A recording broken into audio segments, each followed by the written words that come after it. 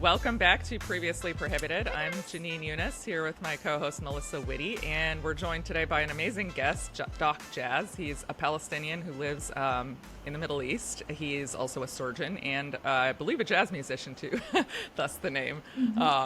So we're going to be talking about all sorts of current events today, especially related to Palestine, the Middle East, probably Charlie Kirk's death too, and yeah.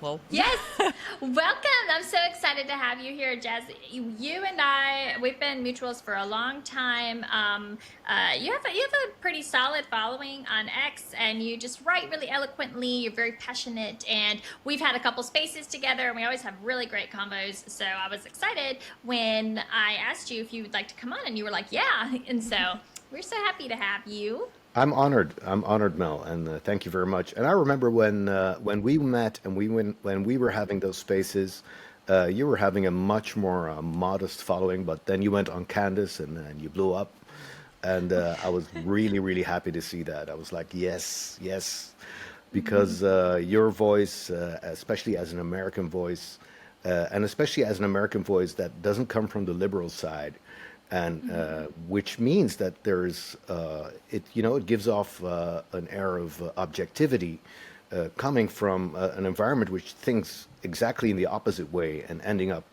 where you are. It just means that you're seeing things really sharply, and you're very eloquent and analytical, and I love your tweets. Oh, thank you. Thank you. I know they're not always necessarily eloquent, I don't think. Some of them are a little bit vulgar. Sometimes you go off on those people, but they deserve it. yeah, it's Yeah, hard not yeah. to. Yeah, yeah. Can you tell us a little bit about your background? Where you grew up and that kind of thing. Yeah, so I grew up in the Netherlands. That's also where I was trained as a medic, and then I specialized in surgery.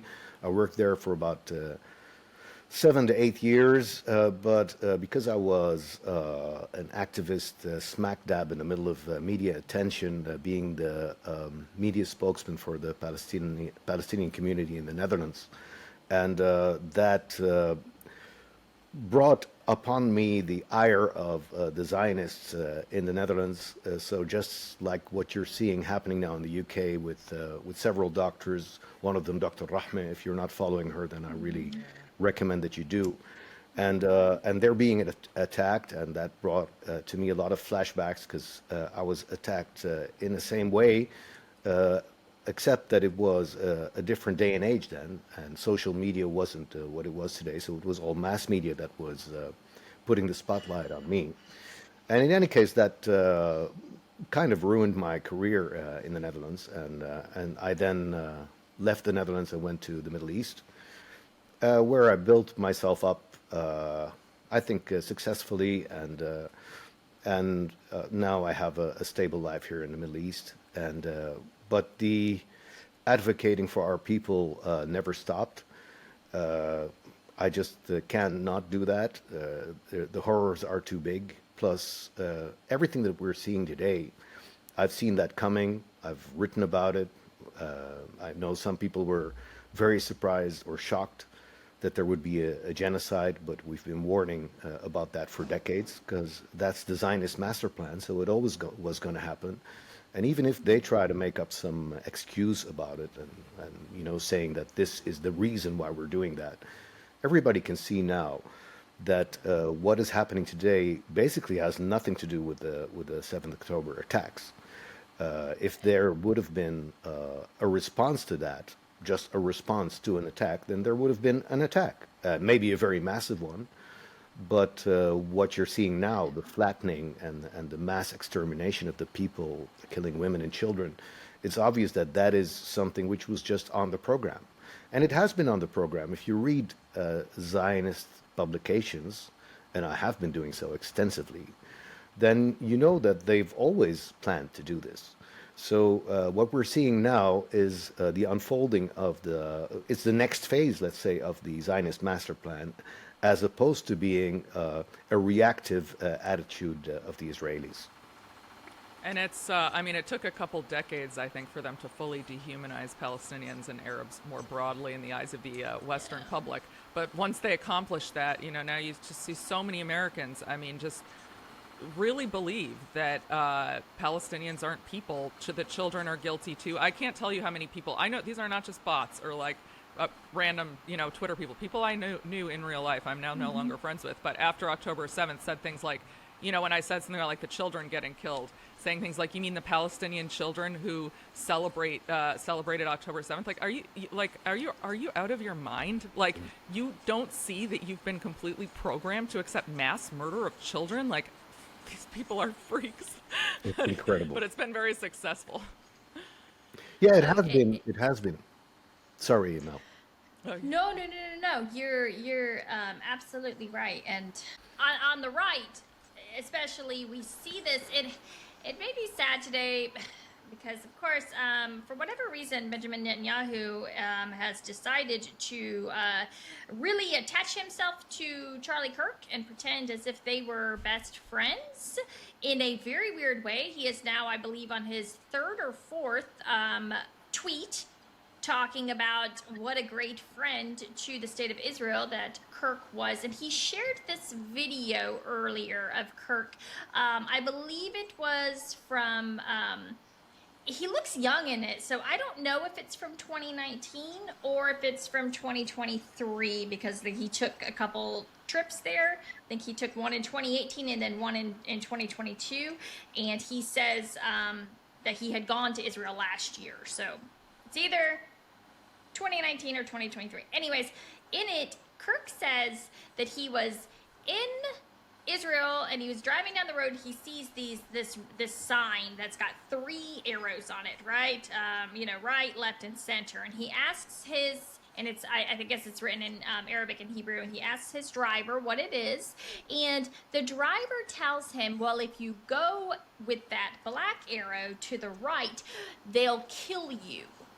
Okay, this is what Charlie Kirk was told by his driver, that because you are a white Christian, if you go into Palestine, they're going to kill you. And obviously, that is absurd. That is just dumb, right? Yeah. And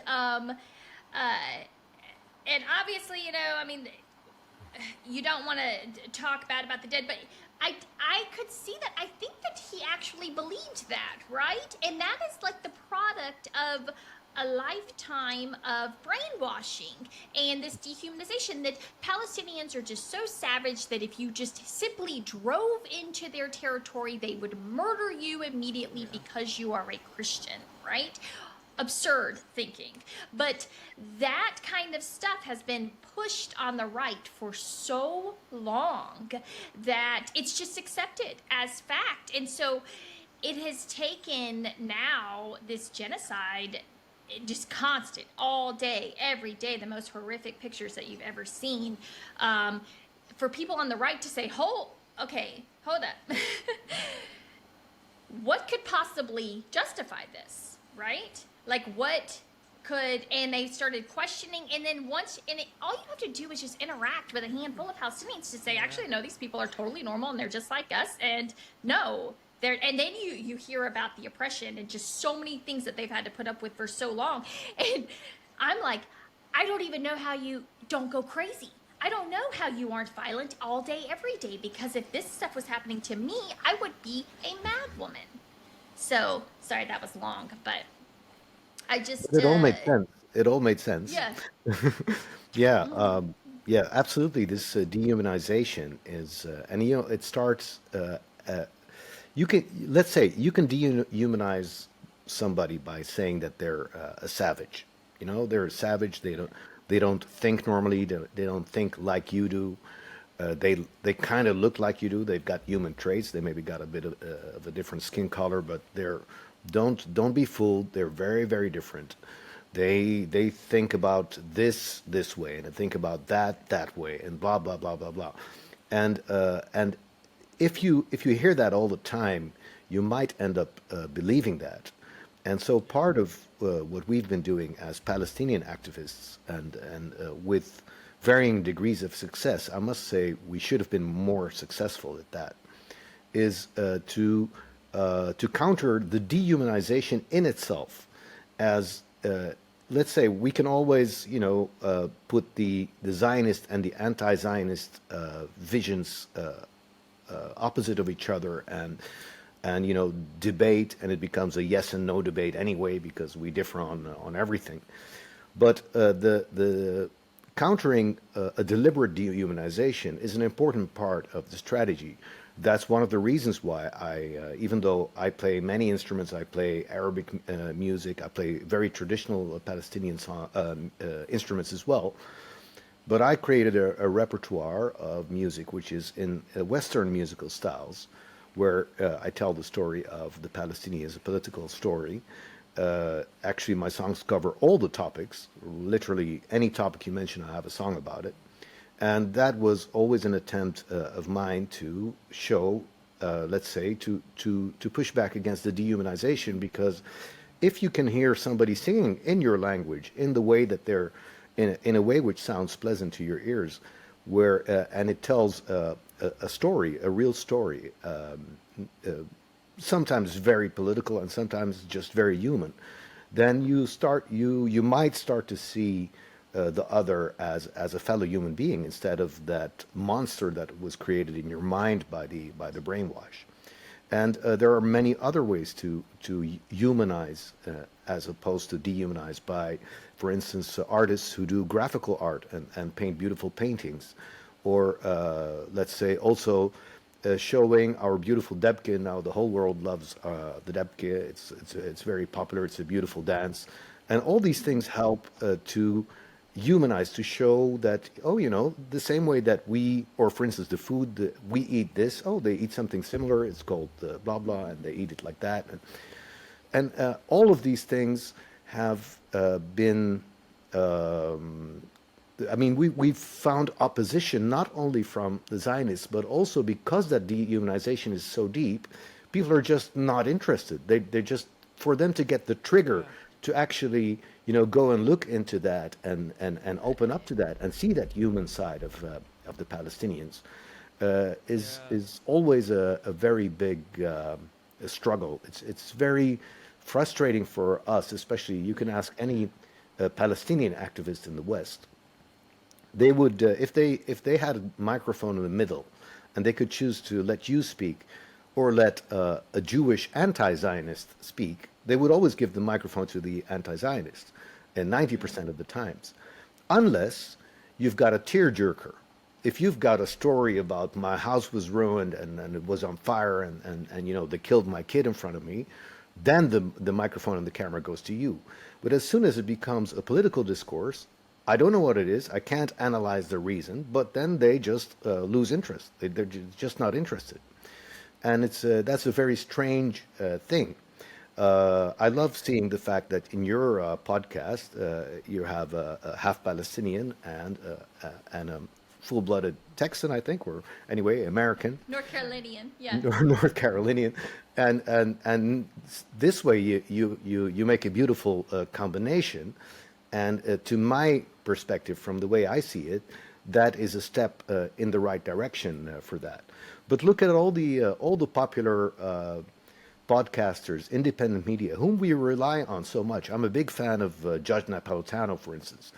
He's amazing guy, amazing human being, and he brings on very good speakers. But Judge Napolitano will never bring on a Palestinian. Whereas George Galloway, I don't know if you guys know George Galloway, he's a little bit less known in the United States, unfortunately. But like George Galloway puts on Palestinians. I've been on there, and he puts Palestinians on regularly. So that is, I think, a better formula, because this way you help counter something which you're trying to counter anyway. You're all talking about the injustice, but it's an important part of it to make sure that you give the Palestinian their humanity on a screen. Give them a voice, let them tell their political story as well, because our political story is part of our personal lives. The reason why did I grow up in the Netherlands? I mean, you should ask yourself that question. Yeah. Why can't Palestinians go back to their country? Why is there a systematic policy of pushing us out of the country? It's because the struggle is about land. And when we're talking about land and it's only on a map, that is one thing. But if you're talking about the land and you understand, like, for instance, my family, we're from near Tulkarem, and we can be traced back to somewhere between 850 and 900 AD Wow. in that same area. Okay, so Yeah. imagine how long my forefathers have worked that same land as farmland people. Agricultural society is what we are, not Bedouins. We're Yeah. agricultural society. So there's a lot to counter in the Zionist narrative when you speak to Palestinians, which otherwise doesn't get discussed at all. Yeah, they have. There's this belief that, and I've argued with many Zionists in my life. I'm thinking of a particular argument I had with the journalist David Zweig about a year ago, but there's this idea that Palestinians are just uniquely different, and they just wake up in the morning hating Jews, and they just hate Jews. That's the purpose of their life, is to hate Jews. And he was making this argument to me. That's the problem. That's where. And I was like, do you really think, like, that's like. Quintessential racism, right? Like thinking that this group of people is so different. Their priority isn't their children and, having a stable life. And this, no, it's just hating Jews. Like, do you ever think that maybe you've been propagandized? Like, it's kind of astonishing to me that relatively intelligent people, that never occurs to them, Yeah, that this is such a ridiculous thing to think, and to not think maybe there's a reason. I mean, that they hate Israelis. I don't think most Palestinians hate Jews per se. Most of the Jews they know are Israelis, and their experience with Israelis is not good because those are the people beating them up and taking their land and stuff. So there might be some use of language that's not the most, for like my dad's family or something. It'd be like, well, don't say that. Say Israeli. But that's just their experience. No, yeah. and Okay. Well, they're let's talk about that. Let's talk about that. This is a good topic, if you don't mind. Yeah. Yeah, no. Because you said some very Well, it's interesting. called previously prohibited, so. All right. So, all right. Let's go into that danger zone. You see, just like we just said that, they have these prejudiced opinions, which is, of course, largely fed by racism, but also by disinformation. And disinformation has always been one of the most powerful tools to install and to maintain racism. That's just a fact. Because you can tell a whole story about people that those people you're telling it to never see and never meet, and they have no reason not to believe you. So I want to counter that idea by the idea that what about people who actually know Palestinians? And there are Palestinians in the United States, and they don't only bond together, they mingle with everyone around them and ask the people who actually know Palestinians. None of them is willing to believe those lies. None of them. Yeah. Because they know that it's not true, because they actually live the reality of talking to these people and Yeah. finding out that no, they're just ordinary people, just like you and me. And Yeah. and let's get it a little bit more electrical here. If we say Jews, if we say Jews, Yeah. of course we mean Zionists, and in our Yeah. colloquial talk to each other, we might say Jews instead of Zionists. When we talk political, when we talk to the outside, we say Zionists because we know that that's a much more correct and smarter way of expressing it. But the Zionists we are dealing with are Jews. So so are we against Jews? No, we're not. I mean, even check the writings of all our factions. Even our factions, our political factions, don't say that we have a battle against Jews. Yeah. But there's a flip side to avoiding the word Jews as well, because that is a bit strange. If you look at world Jewry and how much the synagogues in the world are invested in Zionism, and unfortunately it's very hard to get an exact percentage of it, but if you try to see which ones are not flying an Israeli flag, for instance, if you would use that as a way to try and make a measurement, you'll see that the overwhelming majority, like far over 90% of synagogues in the world of Jews who are Zionists. They're Zionists. And then there's the other thing, which is also very difficult, and that is that there's a difference between a Jewish Israel critic and an anti-Zionist. Now, an Israel critic who is not explicitly anti-Zionist will usually refrain from calling themselves anti-Zionist. But if they have a lot of criticism of the state of Israel, then people might think they're anti-Zionist while they're not. They're just not being asked. And why is that relevant? It can become extremely relevant even. And that is when we understand that our struggle is against Zionism, and Zionism is Jewish supremacy, and we want to fight against Jewish supremacy together, shoulder to shoulder, with Jews who are against it as well, and we want to know who they are. We want to be sure that we're not inadvertently working with the fifth column of Jews who are Israel critic, and some of people call them liberal Zionists. That's a very popular term for that. But they're there, and they're there in large numbers. And why are they there? What is their motivation? Well, their motivation usually is to whitewash the nature, the core nature of the Zionist project, of the land conquest of the invading Jews from Europe who took Palestine in 1948. And so how do you expose a liberal Zionist or a Jewish Israel critic, or whichever term you want to give it to, challenge them about the Nakba? If you go to the Nakba with this person, then it immediately gets exposed. And I had one very, very good example of that, a very public example too, because the guy that you all have heard of, Gideon Levy, he was in Amsterdam in 2006, and they put me in a one-on-one debate in the Felix Meritis building in Amsterdam. It was like a really big conference, and there were, I think, at least 200 people in the room.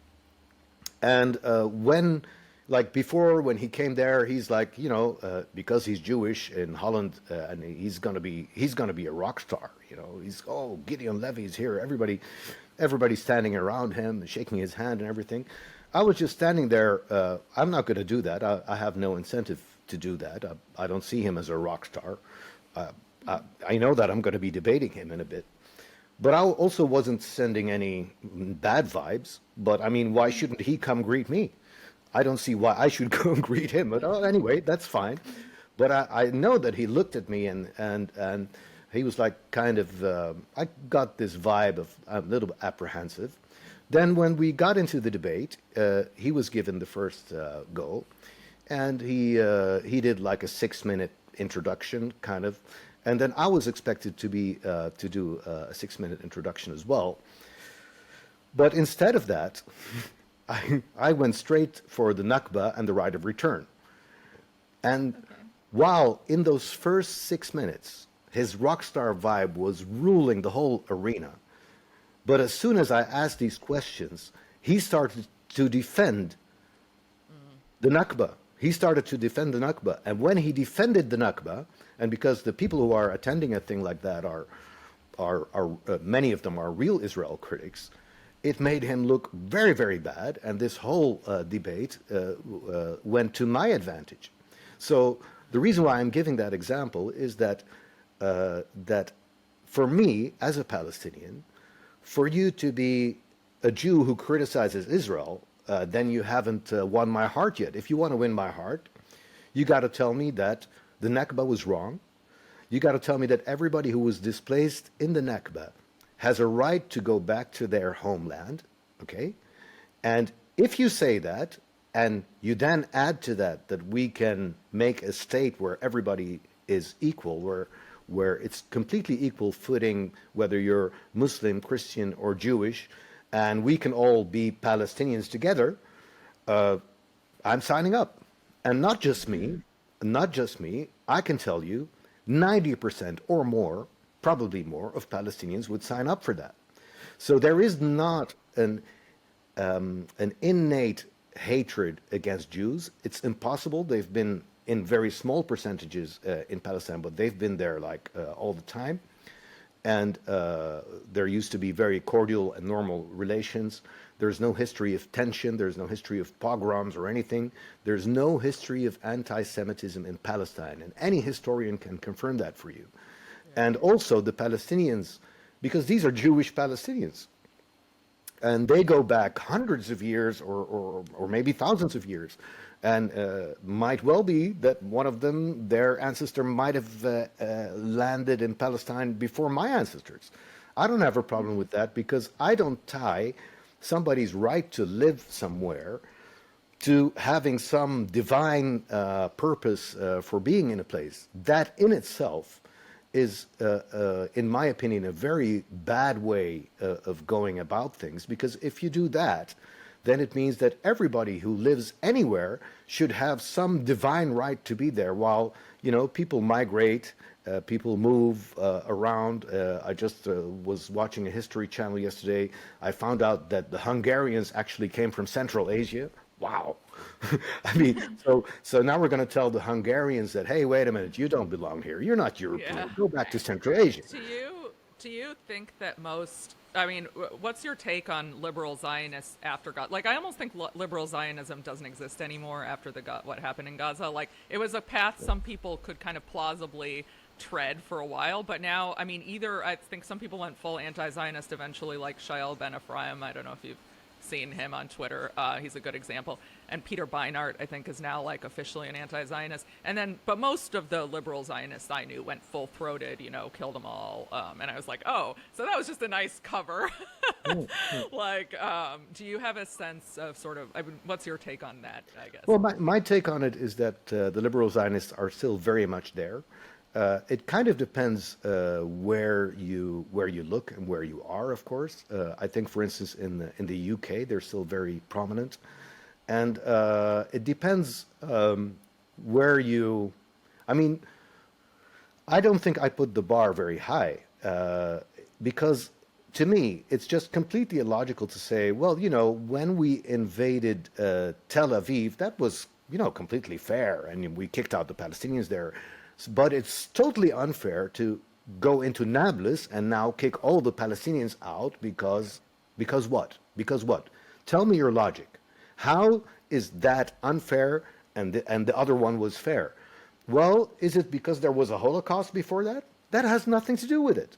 Because if that is the case, then we now, as Palestinians, because we're undergoing a Holocaust, we now have earned the right to go to any place of our choosing and murder people and take their land.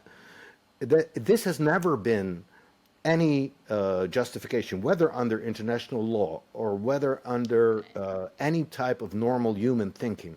You can never believe that, because this way we can also excuse every murderer. Every murderer had a bad youth, and that's why he murdered someone. Come on, we're not going to go there. There are just rules of engagement, okay? What is okay, what is just, what is unjust, and what you are from your history, I'm sorry, that's really your problem. So we didn't do anti-Semitism against the Jews, we as Palestinian people.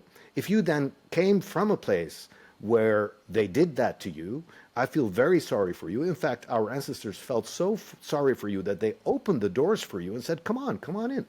That's what they did. Some say, biggest mistake we ever made. From a moral point of view, it isn't. From a moral point of view, it is the right thing to do. From a political point of view, yes, it wasn't a good thing to do.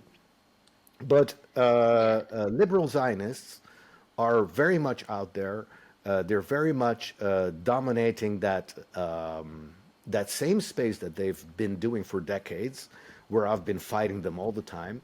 The problem is that that you got to expose them, and like you said, Janine, partly that whole thing which happened since October 2023 exposed some of them. Some of them, just couldn't hide their real motivations for being where they were. And then, okay, some of them flipped over to the right side, the correct side, the humane side, the side of justice, and some of them turned out to be not of that kind. And those are the majority. The ones who are not of that kind are the majority. And that's why you see that those ones who do flip over are just a handful of them. And that's why, and the reason why it's so important to push back against the liberal Zionists is because they have a gatekeeping role. Their role is there. I don't know if you remember the Peace Now movement. Do you remember the Peace Now movement of the 90s? It came out of nowhere right after Oslo. See, you guys have already forgotten it. I mean, I'm a bit older, but but it's I all, think we were kind of children. Yeah. yeah, it's all right. It's already buried. What right after the Oslo Accords were signed, all of a sudden there was a huge percentage of Israelis apparently who were all into peace, and they did peace now, and then all the and the Western people who started to say, oh, wait a minute, it's kind of okay to be kind of pro-Palestinian now. How interesting. Let's talk to the Jews. Still not, let's talk to the Palestinians. So that they avoid until today. They're still avoiding that. But okay, even in then, they were avoiding that. They went straight to Gideon Levy and all these people. And these people became rock stars, heroes. They were collecting thousands of euros and dollars, giving lectures here and there. And those were, and some of that Peace Now movement, just I want people to understand that that was funded by the Israeli government. So Okay. liberal Zionism is a deliberate part of the strategy. It's not just, the spontaneous people leaning like that and leaning like that. There is a deliberate part of the strategy of Zionists in order to control the narrative, in order to make sure that the critical mass of people don't become hardcore pro-Palestinian like me. I mean, why wouldn't I be? I'm Palestinian. Of course, I'm hardcore pro-Palestinian. But I don't think that somebody who's Dutch or German or French can't have the same opinions as me. In fact, I know many who do. And it is so Mel logical. is probably as hardcore pro-Palestinian as me, or maybe more. So, I know, I know very well. That's why I'm a big fan of Mel's. But see, the thing here is that if Mel is already there, okay, Candace is on the way, even Tucker is on the way. Come on now. yeah. And you can see how Tucker talks. If you look at his body language, if you see this guy's passionate about everything. He's just a passionate guy. And he used to be passionate to the wrong side, and now he's starting to wake up to things. And he's like, hey, wait a minute. And then but for instance, look at Alex Jones. Look at that freak. I mean, I'm sorry if you guys are a fan of his, but that, like, Alex Jones is a problem. I mean, I don't want people to Yes. listen to Alex Jones at all. He's destructive because he's not sincere. He's just somebody who is, let's say, controlled opposition, basically. And controlled opposition you can also be bought into controlled opposition. It doesn't have to be something which comes straight from the Israeli government through Sayanim. Do you know what Sayanim are? Everybody familiar with that? No. Oh, Sayanim. Sayanim are basically Mossad recruits who report to Mossad. They report to an agent. When a Mossad agent is somewhere in any part of the world, and they're everywhere, they always make sure that they have hundreds of Sayanim around them. And they're usually students. They can make an extra buck. Okay. And they are, so they're not full-time Mossad employees. They're just, part of the society that they're in. But their job is to report to that agent. And so that anything which comes from the leadership of Mossad and has to be executed has a whole army of people doing that for them. And that's why they're so effective. Like, for instance, the Sayanim are very active on social media, for instance. That's one of the ways to contribute. But there are many other roles that the Sayanim can be used for. But you can also have people of the country themselves who I don't know how to get recruited. I'm not an investigative journalist. I'll leave that to Max Blumenthal, but he might be someone who plays a specific role in the in the brainwash, and especially the gatekeeping role is really extremely important. I know that if there was one of them listening right now, they would say, "Damn, why does he say this? Why does he know this?" This gatekeeping is a very important thing because it stops people from becoming like Mel. It stops people from canvassing. It stops people from tuckering, okay? Tuckering right into that dangerous area where people start to say, wait a minute. So there was a Palestine, and then people came from Europe and they just felt it was okay to just, with terrorist groups like Irgun, Stern, and Haganah, and just, raise villages and chase people away the same way that we are seeing now being done in Gaza, except, less high tech than now. Sorry, I've been Right. ranting. Yeah. No, no, no. No, and I think it's interesting because, of course, I'm coming from the right and whatnot. I approach it. I remember the first time I really kind of started looking at, because I of course was very critical. I've always been extremely concerned with the amount of control and influence that the Israeli lobby has over the American government, right? And if you're on the right, you've been paying attention, then you know that this is like the third rail.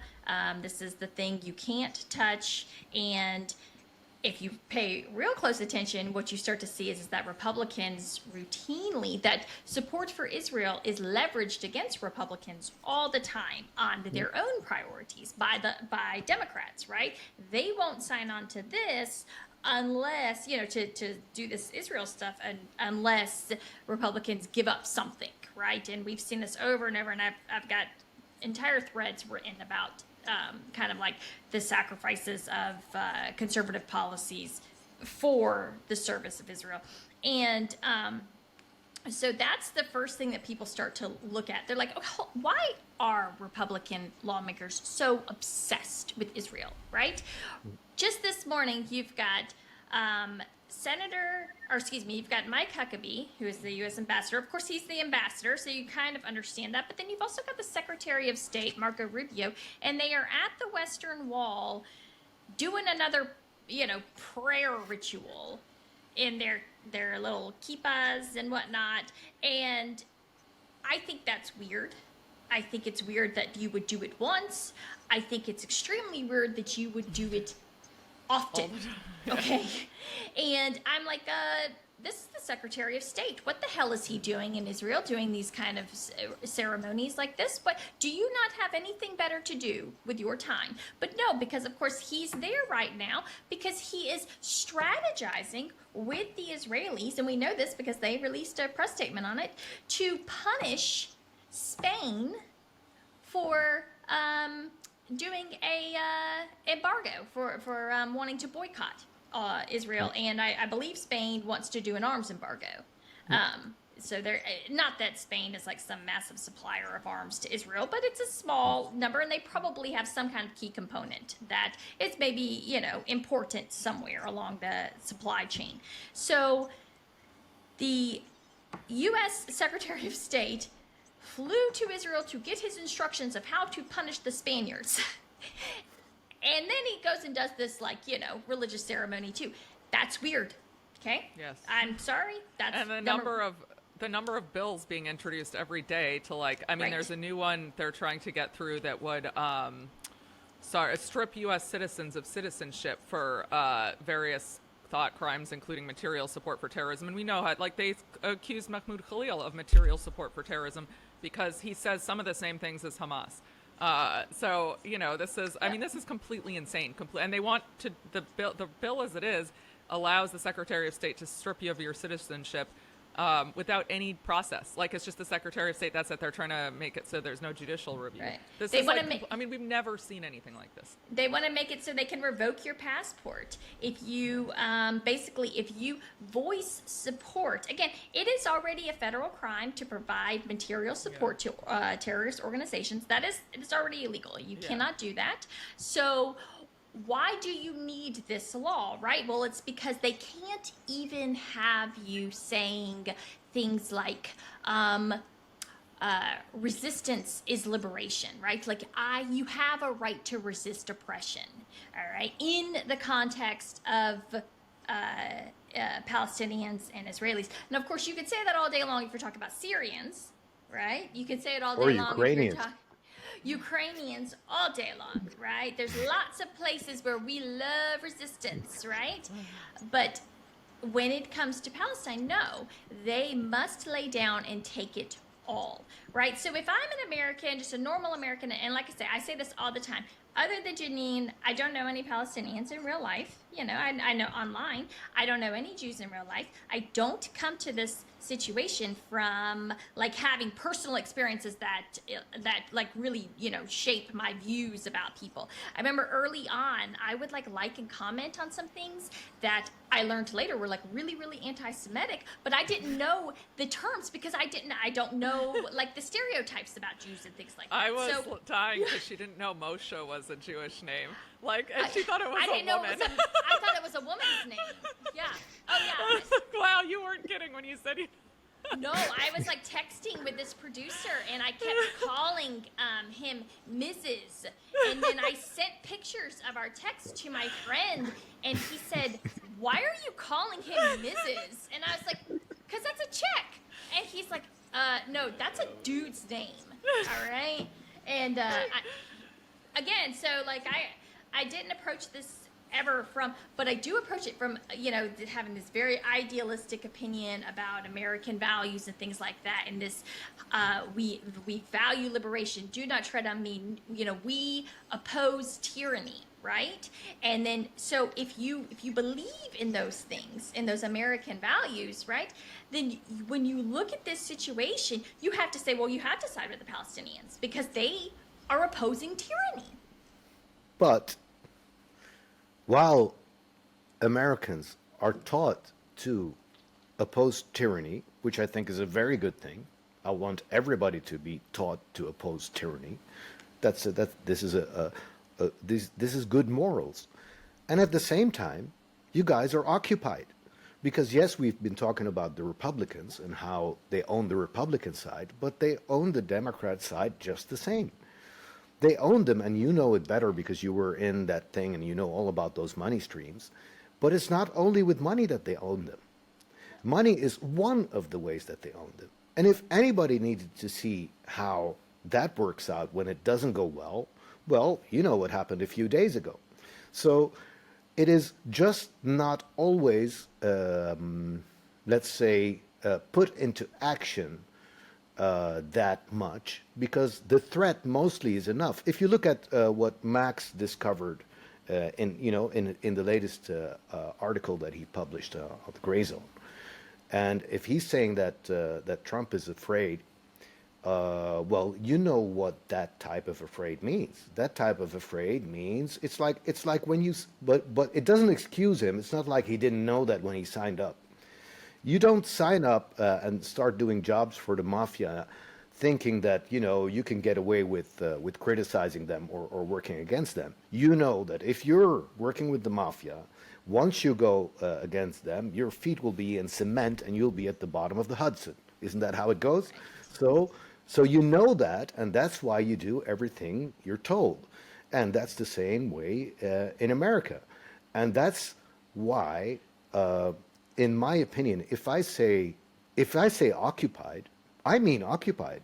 I don't mean that there are Israeli soldiers all over the United States. There obviously aren't, but they don't need them because they already pull all the strings of all the police that you have. So why would they have to put their people in there? And if you say the United States has 700 bases all over the world, which they do, but if you control the people who command those bases, then it means those bases are yours. And many people get very uncomfortable when we start talking about these things. I don't, because I wanna talk about I want to talk about the real world. And even in January, I wrote a song about it. It's called "All About the Benjamins," and it's got 590,000 views. I published it only on X, and I never thought that publishing a song on X, I mean, that it would go that viral, but it did, because it's saying real things in there. Yeah. And these are I know these are things that make people uncomfortable, but if there's a Holocaust going on, then it's time to start talking about things which make people uncomfortable. Well, I think for a long time, and I don't think this is fact, is that, and it's unfortunate, and I hate to say it like this, but it's always been kind of out of sight, out of mind, right? The wrongdoings happened in Palestine, right? They didn't happen in the U.S. So Americans just weren't forced to confront these things, like, and but what has changed everything is social media, right? Because now, even though it's happening very far away, you are forced to confront it if you're scrolling on your screen, right? Yeah, You but can't Mel, just ignore it. Sorry for interrupting you, but they did come straight at you. They took out JFK. They Well, blew up. They did 9/11. These things you can investigate them as you like. You will find that that is the truth. Why would somebody, even I'm Tucker not on the Carlson, I'm is not on finding out? the I'm not on the Israel Yeah, did 9/11 me train. neither. I think But the you'll CIA get and there. You'll get Israel there. took out I'm JFK. patient. You'll get there. So You'll I get there. so It's just a matter of time. I just want to go on the record that I am actually not on that. I do think Okay. that there was foreknowledge that was not shared, but I actually think that that foreknowledge was held by absolutely by Israeli intelligence, but also by American intelligence and possibly British intelligence. But I do want to, because people are going to say, well, and I'm happy to debate and I like to listen to people's theories. I never want to shut people down. I will always like listen, but everything that I've seen thus far, I'm like, I do, I just don't really, I'm not convinced there, Well then, but Tucker's 5-part series is especially for you. I know I haven't, did it come out? Did he release it? Not yet, but it's Okay, coming. I And know. if you I watch I'm need that, gonna, someone to put that into 5 paragraphs. if you watch that, you'll remember this conversation. I don't know what he's okay, gonna put in these episodes, but because I've researched this thing very very well, I yeah. know that he's gonna be putting these things that I found out as well. Because he's a realistic guy, you know. He's not gonna jump on some spooky stories. Yeah. He's gonna try and be as factual as he is because he comes from a background of professional journalism, and he wouldn't be publishing this series if he wasn't going to go for the jugular. I think that Well, he's gonna make a very strong case in those episodes. they certainly are afraid of him. So this morning I was so annoyed by Netanyahu's third post about Charlie Kirk that especially because if you follow again, I'm on the right. I see all of this stuff. It's always coming all over. And for starting in June, really, this is after we know now because of Max Blumenthal and Anya Parampil's piece in the Gray Zone. We know that Kirk was very upset about the bombing of Iran. And so, but starting in June, the Hasbara network really set its sights on Kirk, but very specifically on his TP USA, Turning Point USA. And I started pulling up, I started going to all of the big accounts and just, name searching, but also searching for TP USA. And they were furious that Kirk was continuing to associate with Tucker, but also that Charlie Kirk had placed Tucker Carlson as the number 2 on the headliner for AmFest, America Fest, which was going to be in December in Phoenix, Arizona. And we are talking every big account you can think of calling him things like, here's got, I know this is, this will, for, let's see, And they were pretty mad he platformed Dave Smith too. Yeah. That was the right, so here is the Stop Anti-Semitism account says, Tucker Carlson claims that Hamas is a political organization versus a terror cult. Tucker Carlson is headlining at TPS USA event in December. Tucker Carlson is a Qatari shill. No American organization should ever give this man a stage. Then you've got the lady Jamie Mitchell. She is the head of the Gays Against Groomers. She says, I once considered Tucker Carlson a friend. He supported my work with Gays Against Groomers, and we stayed in touch for years, but he's not the same man. If he speaks at TPUSA's AmFest, it will destroy all their credibility. Charlie Kirk must act now. Contracts be damned. Okay? Here's one more real quick. This Han Shawnedy guy, he's got a pretty big following. He says, this is the end of Tucker Carlson. Hundreds of attendees walked out during his speech at TPUSA. This was in July. Yeah. He says, Turning Point USA can open a Qatar branch and appoint him ambassador. I'm sure he'll do fine. But his influence in conservative circles is gone. And then, of course, his influence in conservative circles is not gone, right? It is grown exponentially. And so they clearly, and there's so many more. I mean, I have dozens. I'm going to post them all in a thread, but they're very concerned, and they were very, very upset with Charlie Kirk that he refused to sever his relationship with Tucker Carlson, right? Yeah. I mean, there's, I'm, I have to be careful as a lawyer. There's no direct evidence yet that, of Israel's involvement, and there's this kid, we don't really know how he's going to play into it, but there's a lot of smoke. I mean, the fact that he had told people, and Harrison Smith had posted like a month ago that Charlie Kirk was extremely scared of Israel because he wasn't towing the line in certain ways. And, if you think about it, it's kind of brilliant because he had said lots of terrible things about Muslims and Palestinians and Arabs.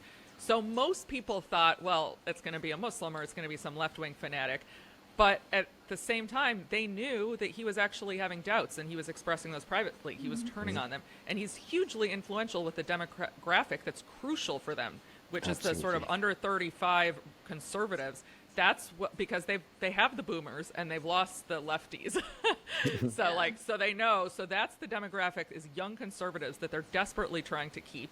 And Kirk was probably the most influential voice for those. And he was starting to have doubts. So if you think about this, it like all the things like make a lot of sense that Israel would have done this. I'm not saying they did. Yep. I will wait for the evidence, but it's not a crazy hypothesis. It's not, they keep trying to say, you're a lunatic if you think this. No, you're not. Okay. No, I'm actually not shy. I'm actually not shy to say here. I'm saying it on air. I have no doubt at all that Israel did this, and I think it'll all become clear. Into it? What's his name? Robinson. How would you see this kid fitting into it? Tyler Robinson. That's a patsy. They can generate a patsy anytime, and they do. They even generated two patsies. Howard Zinn is their usual patsy, but he turned out to be overused, so they dumped him again. Okay, so for people who don't know this stuff, are you saying that they brainwashed him? Are you saying that he didn't do it at all? What's the connection? Yeah, for me at this point, these are things I would wait for further, let's say, evidence and investigations to pinpoint it to that far. But the circumstantial evidence, and I admit that there's no hard proof. There's circumstantial evidence, though. I mean, if you see Netanyahu, going wild about it, that just doesn't make sense. And if you see the European Parliament having, making a minute of silence, a South Korean Parliament, I mean, these are usually signs. When you see, like say, for instance, when everyone went to blue-yellow. During the 1922 February thing, when that all happens in such a concerted way, that is, the let's say the higher powers at work, and the same thing is happening now with Charlie Kirk, and with Netanyahu going, we didn't do it. Oh, wait a minute. You're saying it so loudly, it kind of looks like you did it. and immediately blaming Islam. Of course. So for me, it's a matter of pattern recognition. I know that pattern. We're not in court here, so I can say that pattern recognition is what I base it on, and when I do that, usually it gets proven. Did you guys love it the way that they simultaneously volley back and forth between Muslims throw gays off of buildings and they're an Islamic alliance. And then the Islamic terrorists and the gay and the transsexuals are in some kind of crazy alliance. It's like, You I'm see, sorry. yeah, yeah. That's why it's healthy to listen to Palestinians to start with. Here, let me make that case again, because we don't have this kind of bullshit in our rhetoric. We're talking from a very bad position. We're being annihilated and exterminated. We're talking truths. We're exposing things which are hidden. We try to do that. We it's easier for me as a Palestinian to see through the same brainwash that I saw the Dutch people that I was growing up with subjected to. Because when you're in that shower, you're just getting wet. But if I'm standing outside of that, I can see the water falling on your head. I can see where it goes and I can see where it comes from. So it's easier for me because I don't feel because they make you feel like you're betraying your own kind if you don't play along, and I'm free of that too. I don't have. There's nothing to betray. I'm not betraying Palestine if I'm exposing what the brainwashes that the Zionists are pouring over the West. And I told you that America is occupied, but Europe is just as occupied. In each of these governments, it works the same. That to Americans is less obvious because they don't see the democratic processes. But when I was involved in activism in the Netherlands, I was talking to these parliamentarians all the time. I saw the gatekeeping role of the left. I saw the hardcore Zionist brainwash of the right. All of that was right in my face. So you can see the parallels. Many people can see the parallels because the UK is somewhat more in your scope as Americans. You're looking at UK more than you look at France and Holland and Scandinavia and all that. So you can see what happens there. You saw how they came down on Corbyn and how they broke him basically and ousted him from Labour, and you can see how they took over.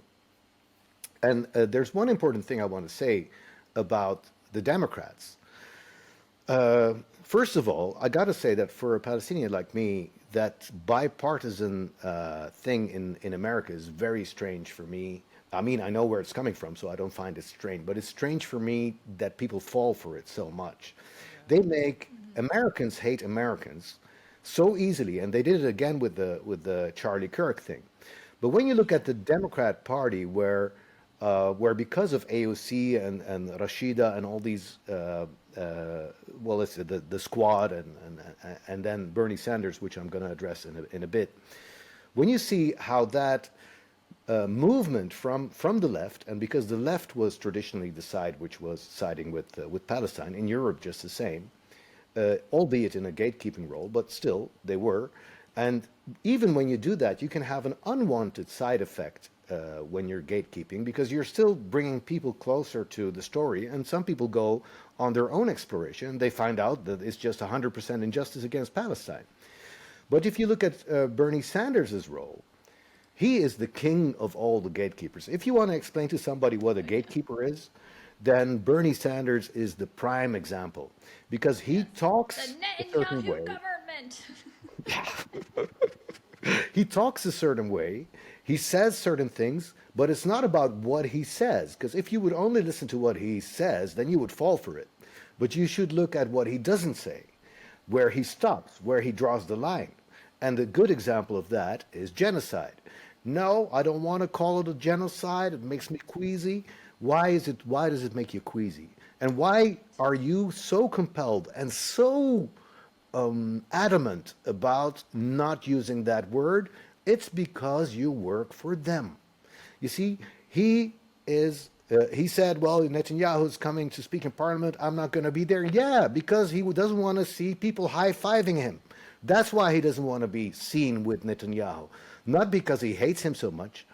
So anyway, that's a whole different topic, but I just wanted to bring that up because we've been talking about the right mostly, and we got to talk about the left too, because things are more complex there, because there's much more masking going on. And for me, I've noticed that I'm much more comfortable talking to somebody from the right whose eyes have been opened, is usually way more, is way more in touch with the real Palestinian cause than the ones from the left, because even though there are some really good ones on the left too, let me not be misunderstood here, but some of them have that gatekeeping thing, stopping their brain from, really fully embracing the truth of history and politics. Right. Yeah, I think on the left, a lot of the stuff, the Palestinian cause gets kind of hitched or attached to a lot of other causes. Those things Yes. end up being very so it's one giant bundle, and very often Intersectionality, yes, trans Yeah. things rights. that Oh have yeah. Oh yeah. absolutely Oh nothing yeah. to do with anything, Yeah. and that Yeah. is That's such actually, a I think, dangerous word, that intersectionality. Oh I my God. know. I it's think been they. I very mean, I effective, I actually. think, at sidelining the whole cause, because I know people on the right that are like, I'm sympathetic to this, but yeah, I'm not getting down with your whole intersectionality. Everything is about like there's a lot It's of like, all oppressed people, and trans right, is the same as it's Palestinian. right, and it's just a lot of people that these are complex, very controversial topics, when actually the cause of Palestinian, liberation from Israeli oppression is actually a pretty simple topic, right? I think it's something Simple. most people can really agree on, right? There's Yeah. a long history, and very often I've noticed is you'll talk to Zionists and they want to make it out to be this very, very complicated thing, and you have to know every little nook and cranny thing that has ever. It's like, no, actually, I don't. I don't really need to. I can tell you, I've read more than most, I assure you. But I can see that from yeah, your but tweet. when you pull back 30,000 foot, right?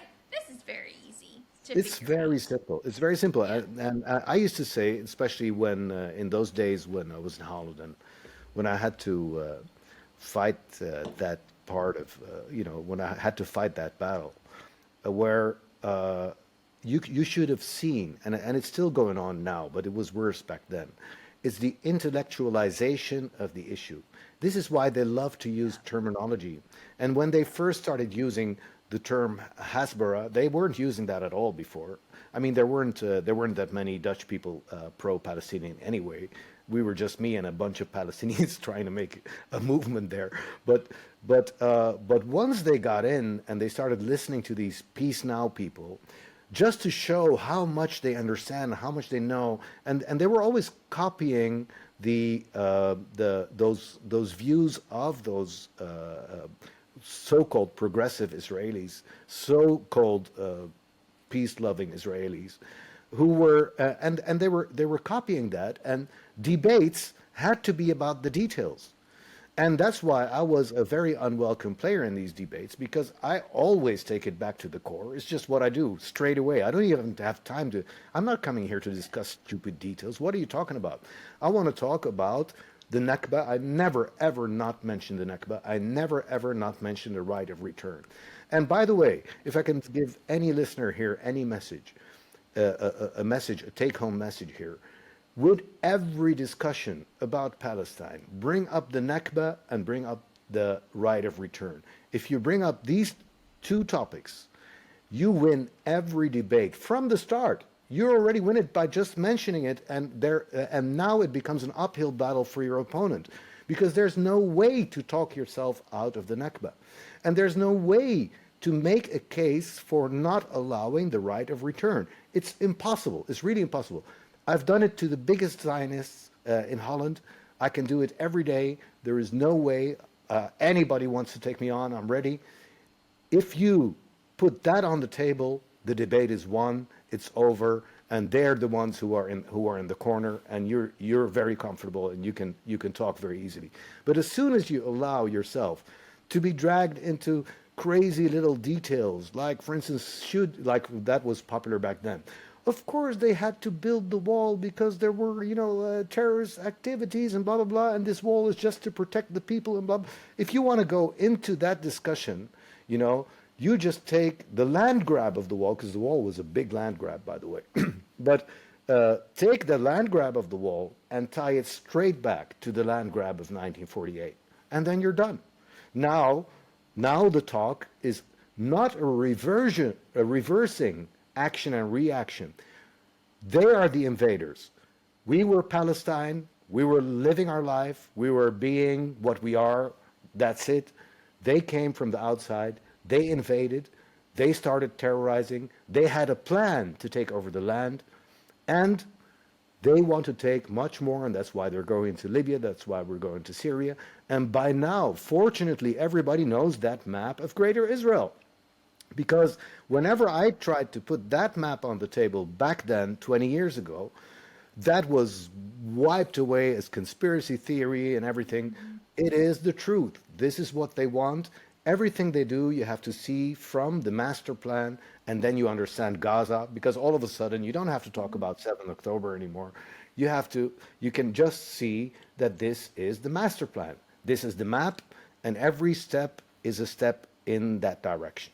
Or you could just simply listen to a lot of Israelis. The one thing I actually appreciate about the really far right Israelis is they'll tell you. I mean, they don't sugarcoat anything. That woman, Daniela Weiss.